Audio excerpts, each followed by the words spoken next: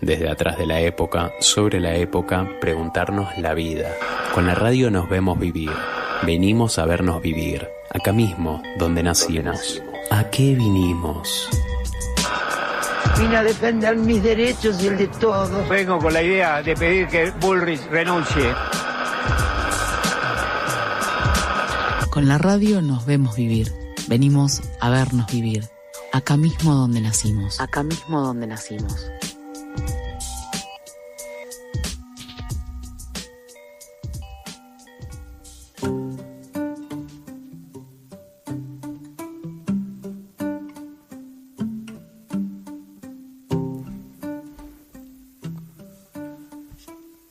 No tengo nada, tengo vida.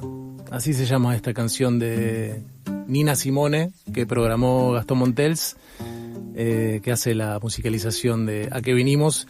Es una letra larga, ¿no? Pero dice: no tengo casa, no tengo zapatos, no tengo dinero, no tengo clase, no tengo faldas, no tengo suéteres.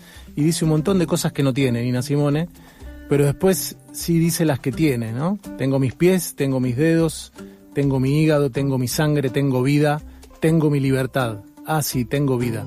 Así termina esta canción que, bueno, con la que arrancamos, en la que vinimos, episodio número 4.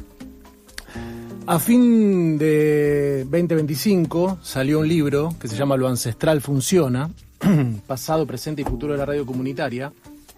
Es un libro coral que tiene alrededor de 20 artículos, una entrevista a la querida Marita Mata, y una sección especial del libro que se llama Imprescindibles.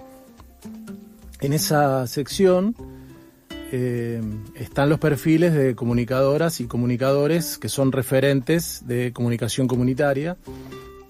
Referentes podríamos haber elegido muchos, pero bueno, en un libro uno tiene que tomar decisiones y hay 13 perfiles. A mí me gusta mucho el número 13 porque nací el 13 de marzo, entonces lo uso mucho, más allá de que para alguna gente, por el asunto de los 12 apóstoles, ¿no? Y el número 13 era Jesús, está ahí como estigmatizado ese número, pero a mí me gusta el 13, entonces cada vez que puedo lo uso. Y uno de los perfiles de imprescindibles es del querido Washington Uranga. Creo que él no lo sabía y no lo sabe hasta este momento que lo estoy contando y que le estoy entregando el libro, porque estamos con Washington acá en la mesa de A qué vinimos.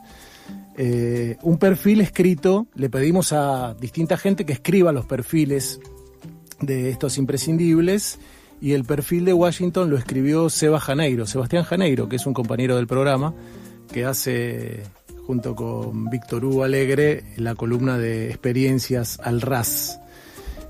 En ese perfil, que no voy a leer todo, el libro se consigue poniendo Lo Ancestral Funciona en internet, los va a llevar a un enlace en donde lo pueden descargar. El perfil de Washington dice que es un maestro de la comunicación, sensible y atento a las causas y luchas populares. Como periodista, docente e investigador se convirtió en una referencia imprescindible en Argentina y Latinoamérica a la hora de trabajar y entender la comunicación vinculada con la ciudadanía, la participación, las políticas públicas y la planificación estratégica. Sus clases, charlas, talleres y artículos nos invitan a pensar la comunicación de manera integral, por encima de la mirada reduccionista e instrumental que la acota a los medios y las tecnologías de la información. Con él aprendemos que, comillas, es ante todo y fundamentalmente una realidad humana de interrelación entre los sujetos. La comunicación es la persona, el sujeto humano y no los medios. Cierra comillas. Siempre preocupado por alentar la reflexión y el debate colectivo, insiste una y otra vez que no hay comunicación sin escucha. La palabra se potencia en la escucha. Washington estimula a ser capaces de formular las preguntas adecuadas y construir las respuestas con paciencia y sabiduría, sin pretender que éstas lleguen de inmediato y como verdades absolutas. Gracias a su docencia y acompañamiento, organizaciones sociales descubrieron la pasión por la radio comunitaria y comprendieron el valor y necesidad de la incidencia sobre las políticas públicas. Y cierra el perfil diciendo: desprovisto de las ínfulas que da la academia, Washington es un militante e intelectual de la comunicación, un maestro entrañable y sensible, que abre caminos siempre con un oído en el pueblo y otro en los textos. Bienvenido, Washington. Sé que es un poco fuerte recibirte de esta manera, pero es el modo en el que encontramos la apertura de estas conversaciones con gente que queremos y que admiramos tanto. Muchas gracias, muchas gracias. Eso es lo que escribe un amigo, además con mucho cariño, eso está bien. Hay gente que puede decir otra cosa, pero gracias, muchas gracias. Bueno, muchas gracias por la invitación. No lo habías leído, el perfil, y te sentís representado en este asunto de comunicar es ir escuchando o comunicar es escucha. Sí, absolutamente. Es una cosa que es una frase que yo repito mucho, básicamente porque estoy convencido de que la palabra se potencia a partir de la escucha. O sea, la palabra de todas nosotras, de todos nosotros, adquiere potencia a partir del alimento fundamental que es la escucha. Es decir, y porque además es también la manera que tenemos, escuchar es la manera que tenemos de hacer una síntesis que nos supere a cada uno de nosotros y a cada una de nosotras. Es decir, cuando yo hablo, puedo tener más o menos éxito, pero en todo caso lo que intento, cuando yo hablo lo digo genéricamente, no soy yo, soy yo en medio de la sociedad, de la comunidad, del grupo. Aunque nadie nos nombre, aunque nadie nos designe como tales, somos voceros de una época, somos voceros de una comunidad, somos voceros incluso de un conjunto de ideas que uno no las inventa de nada. Uno las va construyendo, masticando, rumiando a partir de la escucha. Y de escuchas diversas, ¿no? O sea, porque me parece que hay algo que nosotros necesitamos trabajar mucho y es practicar la escucha. Hay gente que escucha como una formalidad y no de alguna manera no se apropia de lo que escucha, y otros que deciden escuchar solamente a algunos o algunas. Y yo soy de los que pienso que la escucha tiene que ser diversa, porque todos y todas nos enriquecen, aún aquellos y aquellas con las que tenemos muchas diferencias, pero nos pueden advertir sobre determinadas cuestiones. Bueno, nada, efectivamente lo que escribe Seba ahí es, yo me siento muy representado.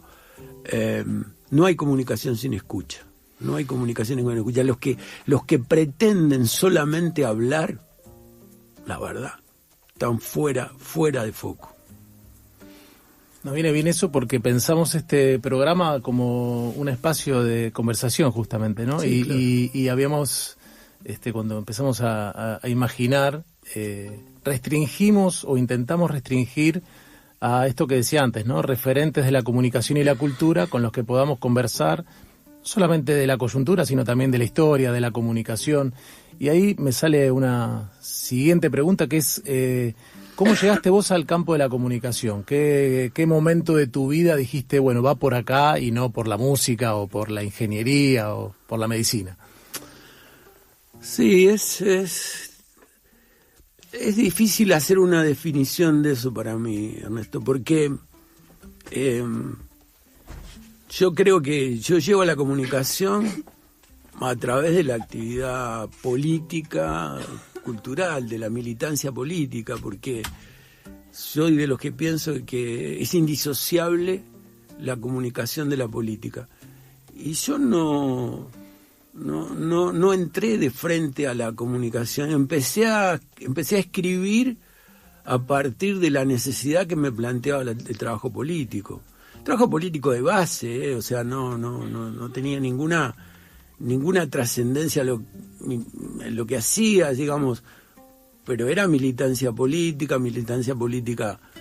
en la secundaria, en la universidad, el comienzo de la universidad, porque había que poner en común y bueno, y la máquina de escribir en ese momento, la gloriosa Lexicon 80 o era la que me convocaba, ¿no? Y sentía que yo podía, en algún momento le decía incluso a las compañeras, a los compañeros, que yo pensaba con la punta de los dedos, o sea, pensaba con la punta de los dedos porque me ponía a escribir y ordenaba mucho mejor en algún momento de lo que podía decir por ejemplo, en un plenario o en un... Después uno lo va verbalizando y construyéndolo de otra manera, pero yo empecé a organizar mi cabeza pensando con la punta de los dedos. Y había un cruce ahí además de la militancia política, con una militancia eclesial de base, una formación religiosa. Sí, porque también, para mí también es indisociable eso, ¿no? O sea, yo llegué a la militancia política desde la militancia como militante católico, como dirigente estudiantil católico, en la juventud estudiantil católica, primero en Uruguay y después a nivel internacional, pero sí, si hay una secuencia para mí es la militancia en determinado sector y posición de la Iglesia Católica, de ahí a la militancia política y de ahí a lo comunicacional. Esa es más o menos, cuando yo repaso mi propia historia, esa es la secuencia, ¿no? De hecho, ese juego de palabras, que soy María, bueno, ese juego de palabras que leíste en el perfil que escribió Sebastián sobre él, el final de ese perfil que dice con un oído en la gente y otro en el texto, es una clara referencia a Angelelli. Efectivamente, sí, claro. Angelelli decía con un oído en el pueblo y otro en el Evangelio. Sí, es así, o sea, no es también una generosidad de Sebastián, pero sí creo que es eso, es de alguna manera también un marco de referencia, ¿no? Para mí la experiencia religiosa es un marco de referencia ético, moral, que también me ha servido para la política y para la comunicación. Para mí el derecho a la comunicación es profundamente cristiano, dicho, y sin ninguna intención de apropiar de nada, sino que es intrínseco, o sea, no se puede pensar de otra manera. Y esos son debates que hemos dado también en los espacios internacionales, algunos de los que tocó compartir con Ernesto también. Y como de escuchar se trata, van surgiendo nuevas preguntas. Siempre tenemos una base con Cora Gamarnik y María Cabrejas, que hacemos este programa, una base de preguntas para hacerle a la persona invitada, y siempre esa base queda en que hacemos 2 preguntas de esa base y todas las otras quedan a un costado porque va surgiendo nuevas de la conversación. Y vos recién hablabas de referentes. Vuelvo al libro, a Lo Ancestral Funciona. En Los Imprescindibles pusimos una selección que, insisto, podíamos haber elegido 100, 200, 300 referentes, pero nos restringimos a estos. Están Alma Montoya, Carlos Enrique Consalvi, Comandante Santiago, Jesús Martín Barbero, José Ignacio López Vigil, José Joaquín Salcedo, Luis Ramiro Beltrán, Margarita Herrera, María Cristina Mata, Mario Kaplum, Rosa María Alfaro, Thaís Ladeira, Vicente Martínez y Washington Uranga. Estos son referentes, para mi generación, imprescindibles. ¿Cuáles son tus referentes? ¿Cuáles fueron tus referentes en esos primeros pasos, en esa formación que estabas contando recién? Algunos de ellos también, algunos de los que están ahí también, o sea, yo le debo mucho a Jesús Martín Barbero, y le debo a Jesús Martín Barbero al margen de lo que Jesús Martín Barbero es como referencia en el mundo comunicacional. Yo conocí a Jesús Martín Barbero en los tiempos en que Jesús era sacerdote católico, asesor de la Juventud Universitaria Católica de Colombia, y lo conocí ahí. Jesús en ese momento no tenía trascendencia como teórico de la comunicación. Era un cura, gran persona, filósofo, teólogo,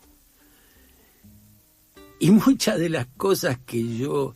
Y después yo descubrí que Jesús era el mismo, que había sido mi amigo y que no sé qué, y que era referente de la comunicación. Digo, sí, es el mismo Jesús. Pero además una cosa que yo sí descubrí muchos años después, o entendí o conecté muchos años después, 2 años antes de morir, Jesús decidió publicar su tesis de doctorado. Su tesis de doctorado en Lovaina, escrita siendo cura todavía. Esa tesis se llama Praxis de Liberación. Y en ese libro, ¿qué es esto? Es una tesis doctoral de filosofía. Yo encontré una cantidad de marcas de la vida de Jesús y de lo que él escribió después en términos comunicacionales. Yo encontré un montón de raíces en Praxis de Liberación, un libro que no ha circulado mucho, fue publicado por la Universidad Javeriana de Bogotá, en principio, después hubo otras ediciones, pero ahí hay una cosa de cómo entender la vida y cómo entender la vida en relación con otros y con otras. Y cómo construirse en ese espacio. Entonces, digo, si vos me decís referentes, yo digo, Jesús ha sido un referente, como lo ha sido Marita Mata en otros momentos, en otro momento de mi vida, y sobre todo en una etapa difícil que fue la del exilio latinoamericano. Y no hablo solamente del... América Latina es una zona de exilios, y en los 70 vivimos exilios múltiples, que además la gran riqueza de esos exilios fueron los encuentros. Es decir, la fuente de los exilios de muchos fue la posibilidad de encuentros entre muchos, ¿no? Y también en el mundo académico, en el mundo de la comunicación, ¿no? O sea, uno dice, bueno, ¿cuándo se juntó? ¿Cómo fue el cruce entre Fernando Reyes Mata, chileno, Rafael Roncagliolo, peruano, el Toto Smukler, argentino, y Marita Mata?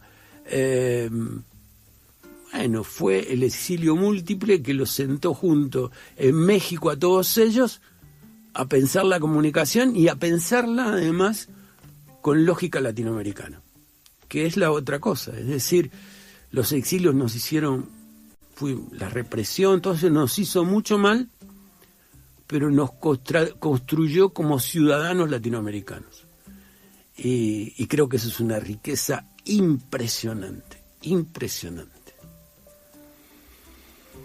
El otro día, el miércoles pasado, vino Alicia Entel y hablaba de los exilios y de los incilios, claro, ¿no? De esos encuentros que también se dieron acá en los refugios de personas que estaban siendo también perseguidas o censuradas, que no lograron irse del país o no quisieron irse del país, pero de algún modo encontraron acá maneras de resistir, ¿no? Y de crear medios de comunicación o de dar las batallas desde otros lugares, ¿no? De eso seguiremos conversando en un programa de radio que tiene voces, que tiene sonidos, que tiene silencios y que tiene música.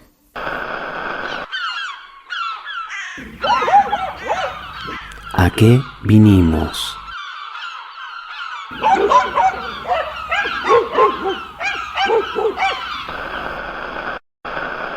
¿Y a qué vinimos? Y estamos re contentos porque cada vez somos más los y las que nos siguen y nos escuchan en vivo y en diferido en diferentes lugares del país. Nos escuchan en vivo Radio Cultural y Comunitaria Otros Nosotros, 103.3, en Miramar, Córdoba. Es un lugar hermoso que recomiendo ir a visitar, no es el Miramar de la costa. Radio Tierra Campesina 89.1 en Chocolí, Mendoza, y ella también repite los sábados a las 2 de la tarde. FM La Montonera 102.9 en Cachal, San Juan. Nos escuchan en diferido en Bahía Blanca, FM de la Calle 87.9 los jueves a las 4 de la tarde. En Tres Arroyos, FM Radio Cooperativa Indie Rock 104.7 los sábados a las 12 del mediodía.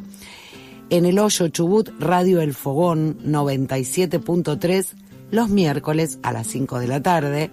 Desde el Maitén, Chubut, Radio Petú Mogueley 88.7 los lunes a las 19 horas. Entre Leu, Chubut, Radio Sudaca 103.3 los jueves a las 6 de la tarde.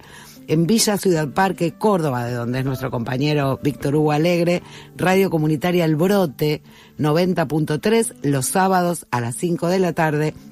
Desde Bariloche, Río Negro, FM Los Coigües 105.5 los miércoles a las 14 horas. En San Luis, Radio La Bulla 100.5 los sábados a las 6. Rosario Santa Fe, FM La Hormiga 104.3 los viernes a las 20 horas. Quimili, Santiago del Estero, FM del Monte 88.7 los viernes a las 10. En total, hasta ahora nos escuchan 13 radios comunitarias en distintas provincias de la Argentina.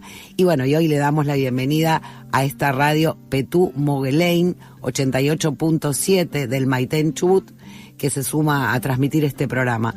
Bueno, si quieren transmitirlo pueden escribirnos o conectarse a nuestras redes, @aquevinimos_FM La Tribu. Y nosotros también vamos aprendiendo, ¿no? Así como nos comimos una S en el apellido de María Cabrejas, aprendimos a decir los coigües, sí, y no los coigües. Y la querida Radio Tierra Campesina está en Jocolí, no es Jocolí, sino Jocolí, en Mendoza. Y la querida FM del Monte está en Quimili, con acento en la I, no Quimili. Bien. Pero bueno, son cosas que está bien corregirlas al aire, ¿no? Porque los compañeros y las compañeras en este momento están escuchando en esas radios y las audiencias de esas radios. Y me viene bárbaro este momento de contar en qué radios está saliendo A Qué Vinimos, porque por dos razones. Una, porque siempre nos gusta confrontar a los que dicen que la radio se está muriendo, y en este mismo instante hay 300 radios en Argentina comunitarias, sin contar las cientos y cientos públicas y comerciales, que están al aire, ¿no? Y que siguen saliendo al aire, e incluso que siguen naciendo radios, y algunas de ellas transmitiendo además este programa. Y viene bien, decía, que recordemos esta lista, porque estas radios también son producto de años de lucha. Primero en condiciones de precariedad, tanto legal como económica, y después ganando una ley de servicios de comunicación audiovisual que hoy sigue vigente, aunque está muy golpeada.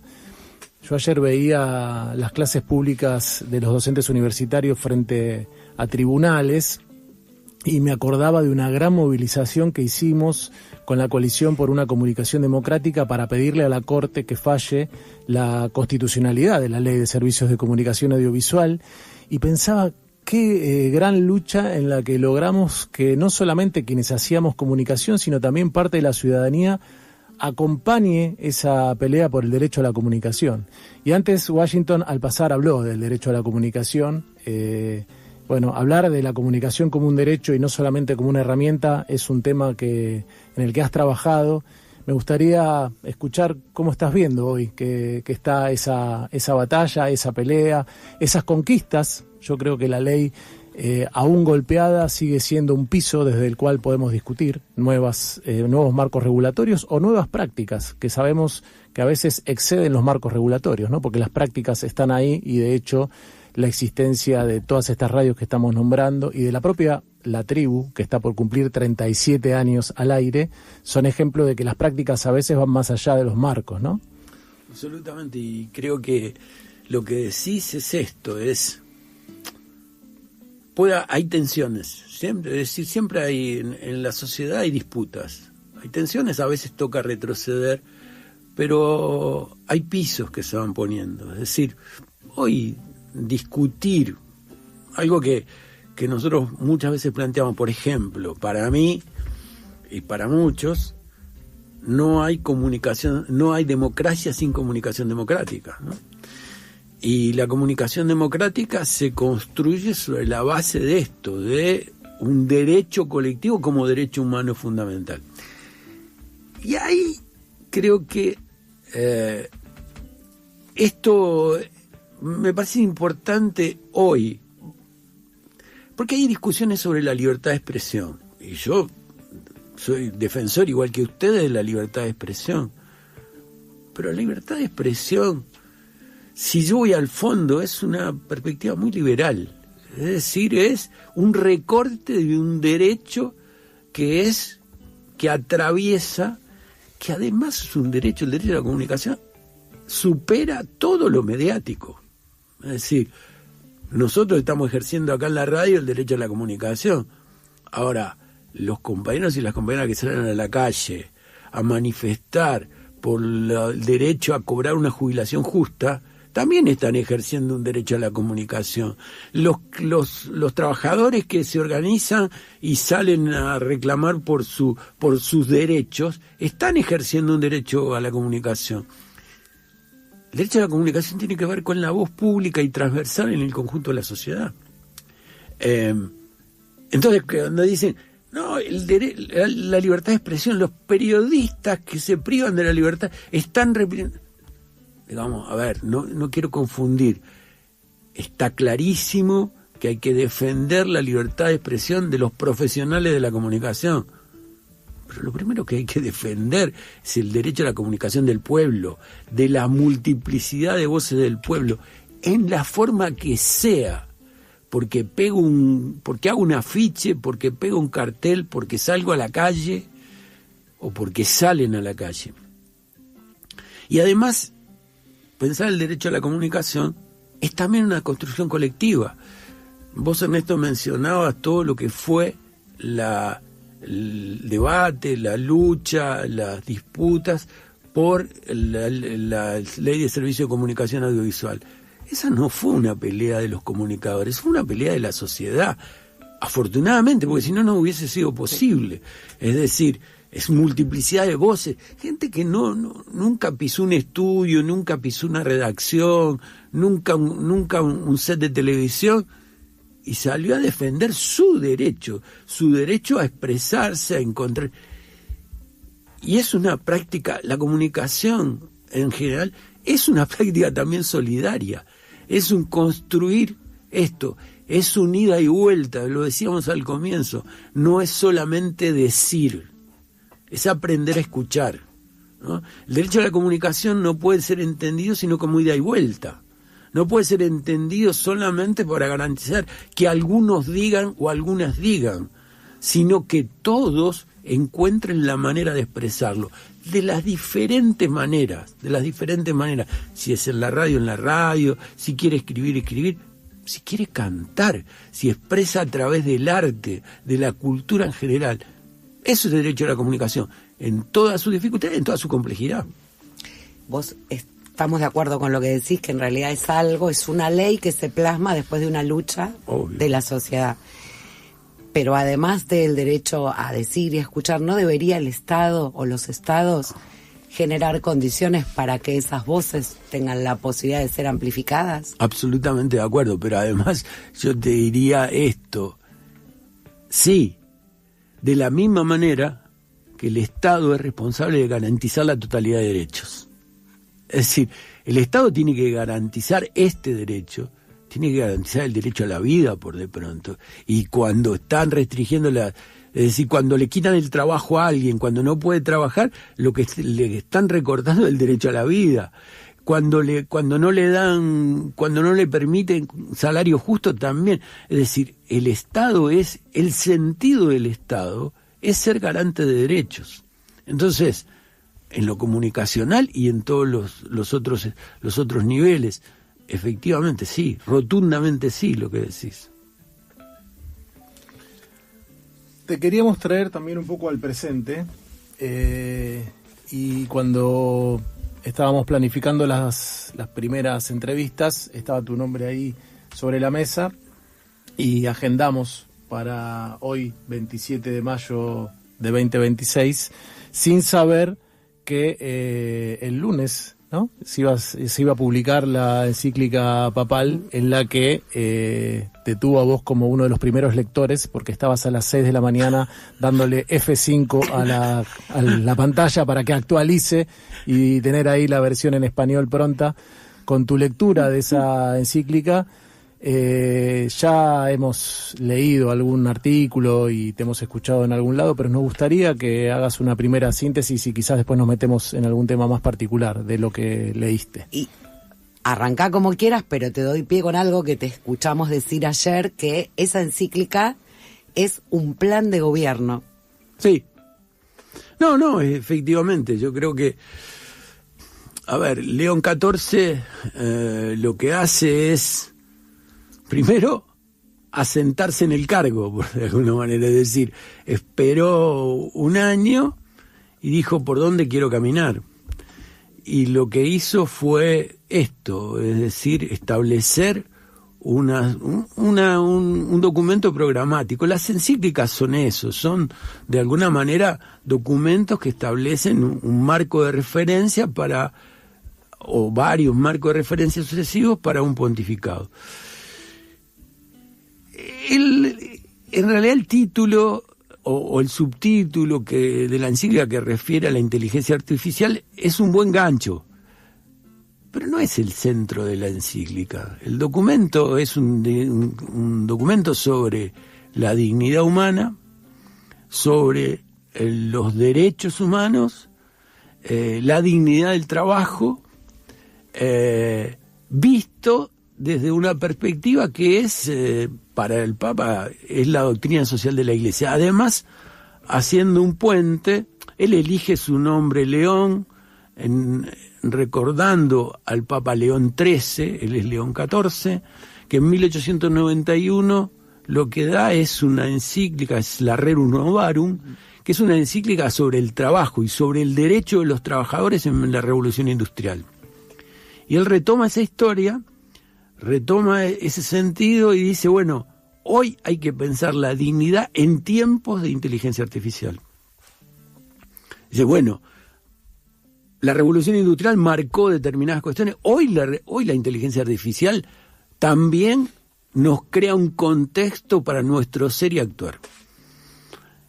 Retoma además esa línea de lo que ha sido el magisterio de la Iglesia, y lo hace además muy vinculado a las enseñanzas, al magisterio del Papa Francisco, de quien claramente Robert Prevost es un discípulo, ¿no? O sea, uno no debería olvidar de que siendo Papa Francisco primero lo hizo obispo, él es norteamericano, pero se fue a vivir como misionero a Perú.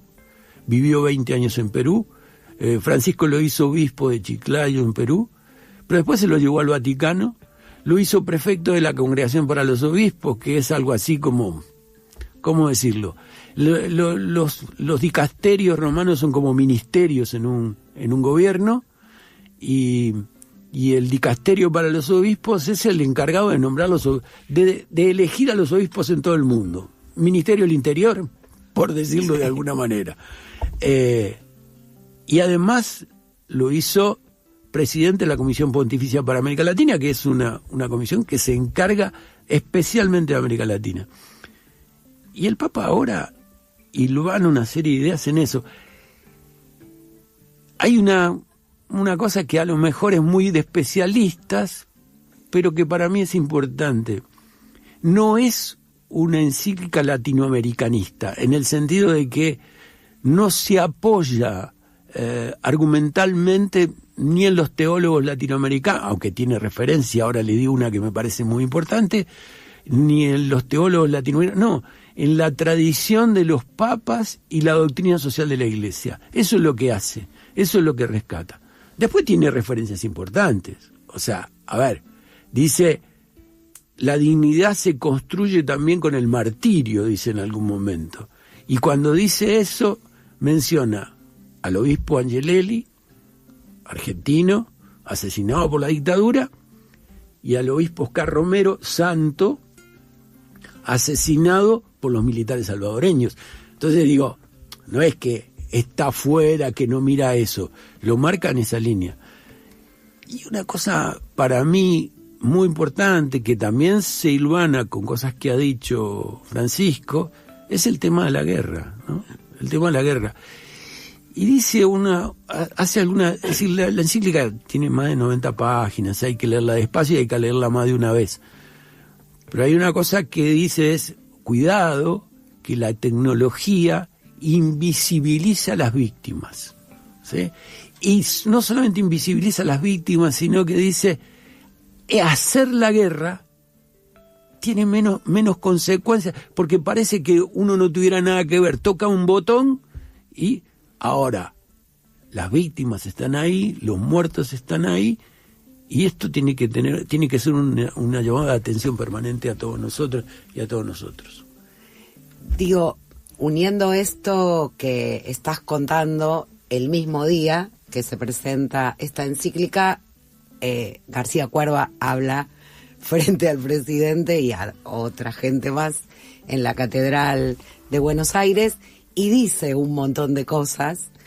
La pregunta tiene que ver con, en este momento a nivel mundial, el Papa, con el cruce que tuvo con Trump hace bastante poco, García Cuerva y otros obispos y otros sacerdotes, no solo él, Colombo y otros en Argentina. Es un momento donde tal vez hay una crisis institucional y la Iglesia empieza a resurgir como una voz que dice con autoridad lo que otros no están diciendo. Mira, María, yo creo que hay una serie de coincidencias. Yo creo que estamos viviendo una crisis epocal, ¿no? Por ejemplo, hay una crisis del multilateralismo, ¿no? Donde se perdieron, después de la guerra, hubo acuerdos en donde digamos, la gobernanza global se hacía por multilateralismo. Es decir, por una negociación. El Papa lo dice en la encíclica, el poder no puede ser la única manera de legitimar algo. O sea, el ejercicio del poder no legitima, puede ser absolutamente dañino. Entonces digo, ahí hay un espacio. Lo decía Francisco habitualmente. Francisco decía dos cosas. Francisco decía, una es, estamos viviendo la tercera guerra en microconflictos a lo largo y a lo ancho del mundo. Uno. Segundo, en la crisis de las referencias, de los referentes, de las referencias, él lo que sostenía era que las grandes religiones monoteístas tenían un papel a jugar, y tienen un papel a jugar básicamente en búsqueda de la paz. Es decir, nosotros, las grandes religiones monoteístas tienen la responsabilidad de aportar a la paz. Eso a nivel mundial. Pero en Argentina también tenemos crisis institucionales. Yo creo que algunos obispos, buena parte de los obispos, lo que hacen es asumir el legado de Francisco y asumir esa responsabilidad. Ahí siempre hay una tensión, ¿no? O sea, si uno habla con los obispos te van a decir, nosotros no somos un partido político. No nos pidan que suplantemos los partidos políticos porque no lo vamos a hacer. Y entonces, yo he escuchado desde el 25 de mayo hasta acá, he escuchado gente que dice, y García Cuerva lo tenía ahí, ¿y por qué no dijo más? ¿Por qué no le dijo más? Y otros que dicen, ¿por qué se mete? Esto es, lo dijo algún referente de La Libertad Avanza, ¿no? Es decir, es izquierdismo con sotana. Yo creo que el papel de la Iglesia es ese, es decir, yo no soy quien para no soy un defensor ni de la iglesia ni de los obispos. Ellos tienen cómo defenderse por sí mismos. Lo que trato de decir es cuál es el papel que juegan. Y el rol que juegan me parece, es advertir otra vez sobre el tema de los derechos. Es decir, cuando yo repaso lo que ha sido las manifestaciones de los obispos en Argentina en los últimos tiempos, son derechos.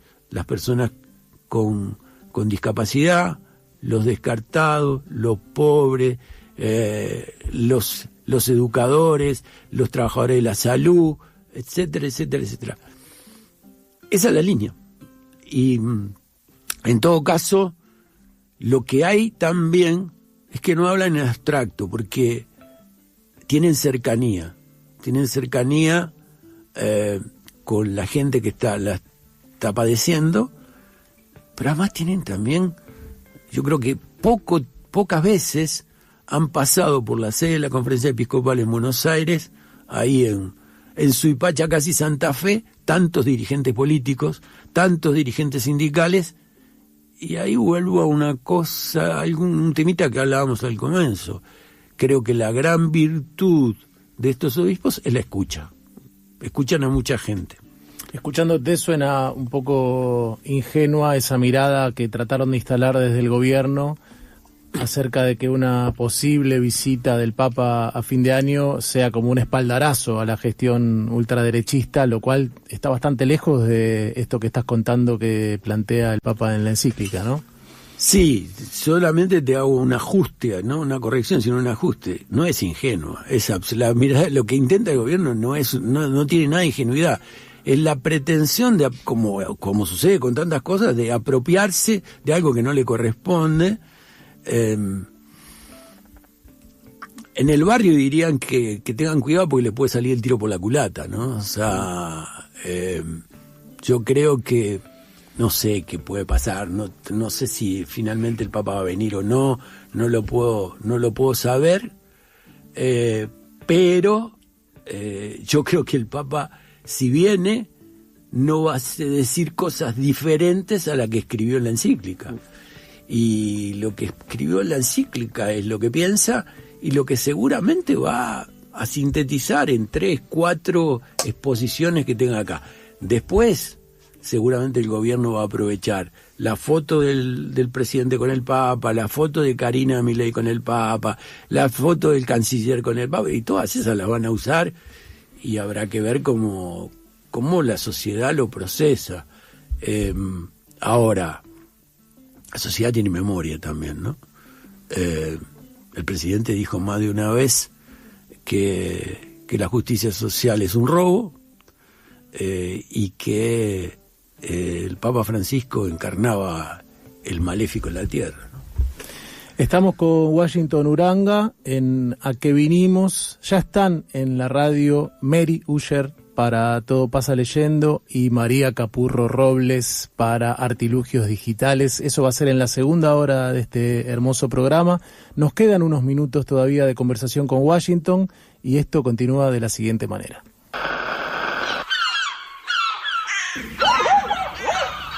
¿A qué vinimos?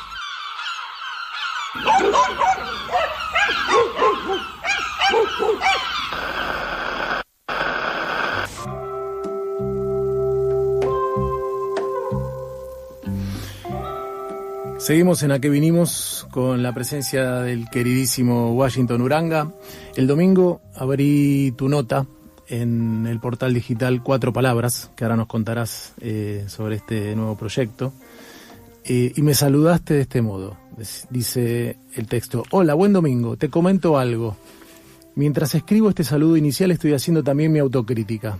Porque en tanto te deseo con toda sinceridad un buen domingo, quiero evitar caer en esa rutina de saludar cada mañana con un buen día, casi automático, que por falta de convicción se va desgastando paulatinamente hasta perder sentido. ¿A usted, a vos, no te pasa?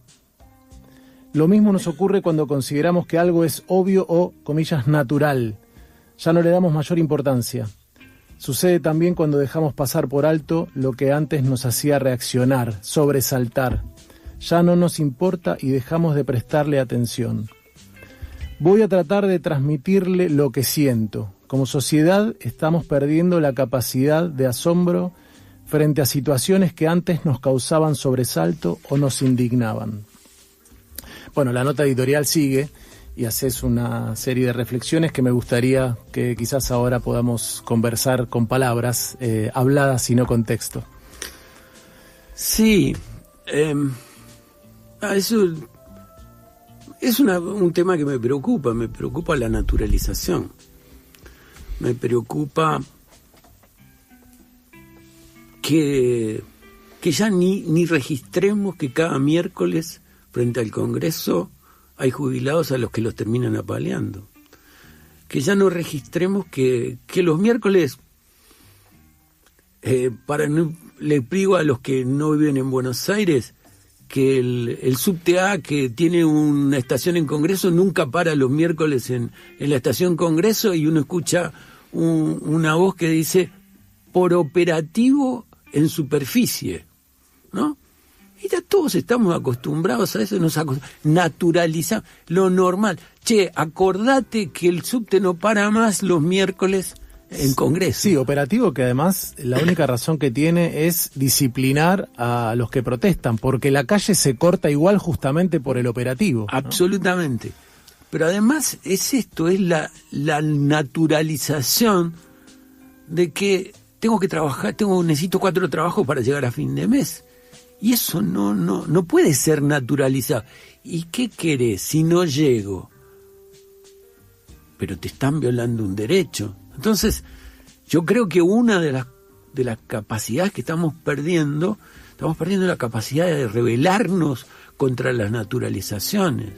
Que tengo que dedicar para sobrevivir, tengo que trabajar en 3 lados, que además de los 3 lados me pagan mal y me pagan a destiempo, que además para alquilar un departamento tengo que dedicar, no importa, tengo que dedicar más de la mitad de mi salario, o que tenga que pagar una fortuna para tener un servicio de salud, porque la salud pública está, bueno, que no importa, no hay hospitales públicos, y bueno, pagate una prepaga, con lo que eso significa. Entonces digo, me parece que tenemos que trabajar fuertemente contra las naturalizaciones, que es nada más ni nada menos que poner sobre la mesa los derechos, es decir, naturalizaciones versus derechos. Es decir, y lo que este gobierno está haciendo es naturalizar la crueldad, porque además no solamente quitan derechos, sino que festejan que estos derechos sean conculcados. Bueno, eso es lo que yo pretendía advertir cuando el sábado, en realidad escribía esto que leíste, Ernesto. Bueno, eso. Y esto que leí está en este portal 4 Palabras. ¿Querés contar un poco de qué va este proyecto? Sí, digamos, yo podría decir que 4 Palabras es la pretensión de ayudarnos a pensar y de expresarnos en un lugar en un escenario comunicacional donde hoy hay poca diversidad de voces. Y entonces no tenemos otra pretensión que ser una voz más, un intento de a veces pensar en voz alta, y precisamente yo normalmente yo trabajo todos los días ahí, pero los domingos cuando escribo una columna política, el intento mío es esto, encontrar un lenguaje que sea de ida y vuelta. Y afortunadamente tengo unos cuantos rebotes de audiencia, de lectores, de lectoras, no siempre para aplaudirme, a veces para advertirme agresiones, seguramente porque no tenemos mucha difusión, agresiones no tengo tantas, pero sí, no, pero mirá que te olvidaste de esto, mirá que... Y bueno, todo es eso, es una construcción con una agenda distinta a la que tiene el sistema corporativo, la que puede tener las emisoras que están difundiendo, que están emitiendo este programa, decía, una agenda centrada, y lo decíamos el día que arrancamos, hace apenas 5 meses, decíamos, bueno, nuestra agenda es de defensa de derechos,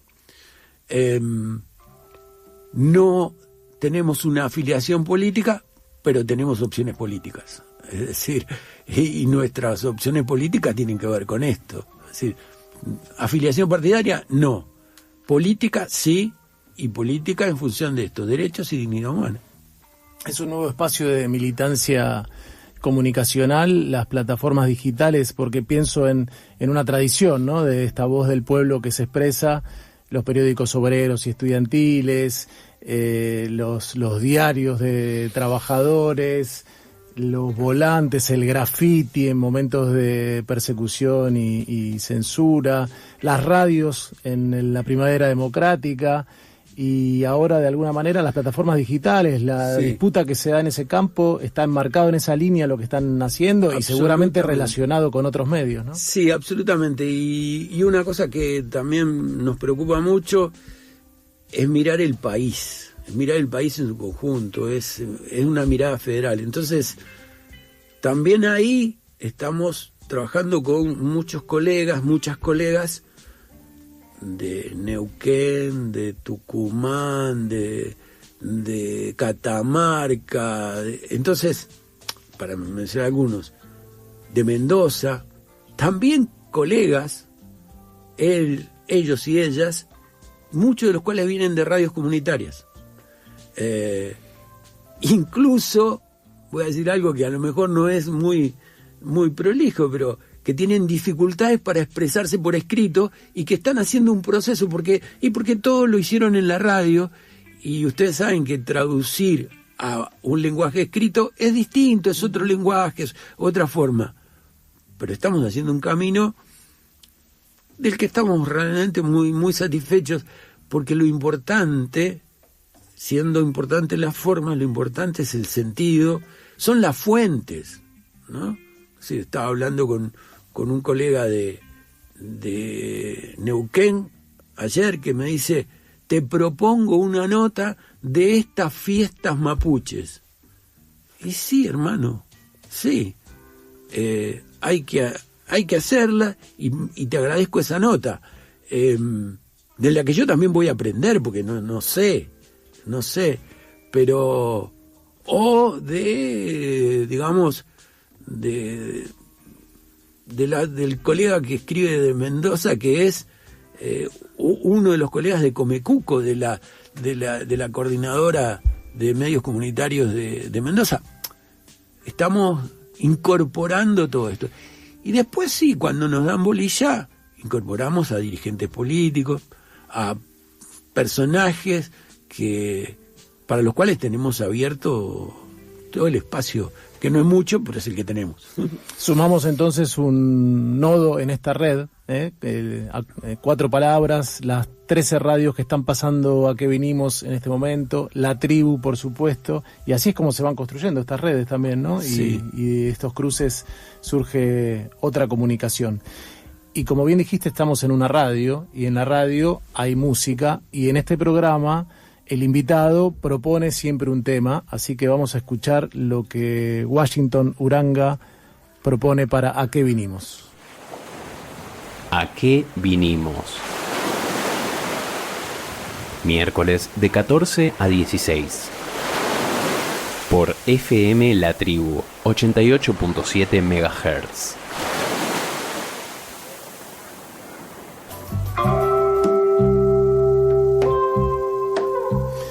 Qué linda hora y piquito que hemos pasado con Washington en ¿A qué vinimos? Y qué lindo escuchar al Negro Rada, ¿no? Esta canción me encanta. ¿Quién va a cantar? De el querido Rubén Negro Rada. ¿Por qué elegiste esta canción, Washington? A ver, yo les devuelvo una pregunta. ¿Qué es esto? Musicalmente, ¿qué es? ¿Es candombe? ¿Es samba? ¿Qué es? Yo diría que es un candombe zambeado. Pero es un candombe y... es un candombe que incorpora además ritmos de la samba y otros ritmos latinoamericanos. Entonces, ¿por qué elegí? Hay muchas razones por las que elegí. Una es esa, ¿no? Es decir, cuando a mí me preguntan ¿cuál es tu nacionalidad? Yo digo latinoamericano primero. Por historia, por lo que me tocó vivir, me fui haciendo latinoamericano. Y creo que el negro lo que hace acá es esto, es de alguna manera sintetizar ritmos. Yo soy uruguayo de nacimiento, el candombe me pega, pero bueno, además creo que la letra, ¿qué es esto? ¿Qué es esto? ¿Quién va a cantar? Digamos, la idea de quién va a cantar me parece que también es una idea sintetizadora.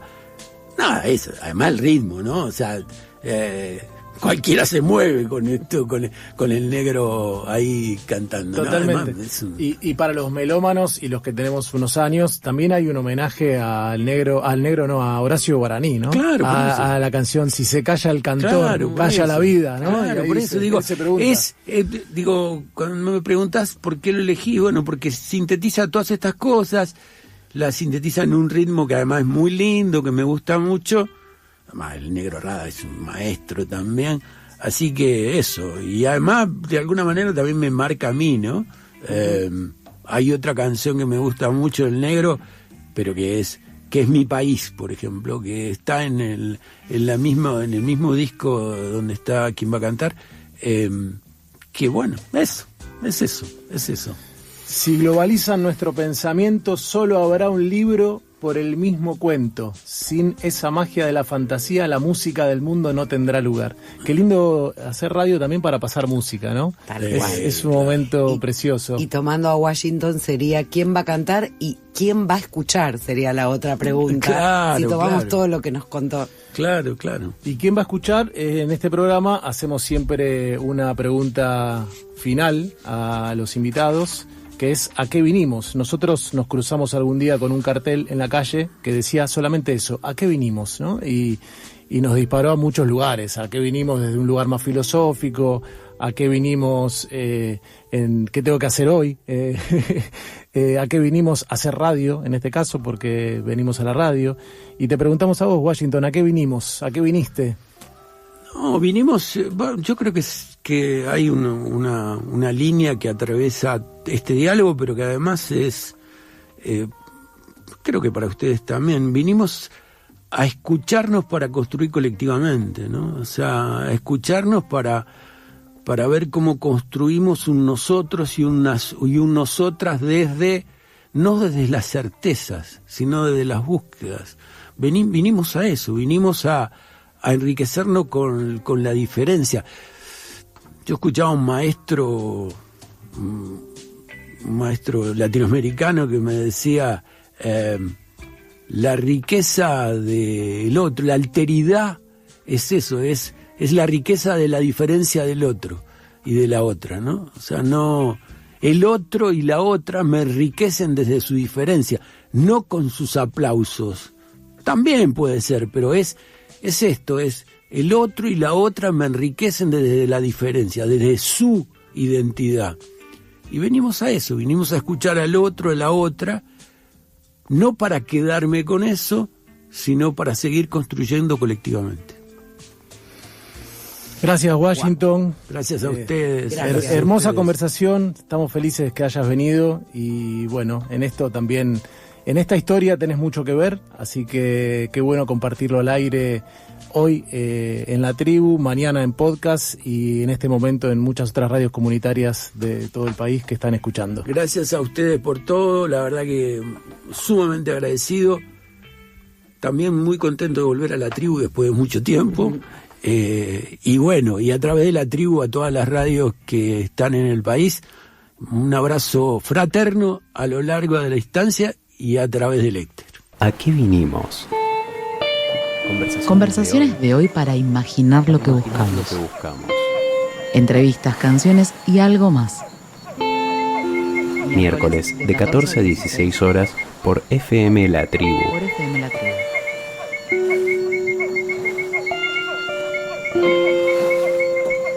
¿A qué vinimos?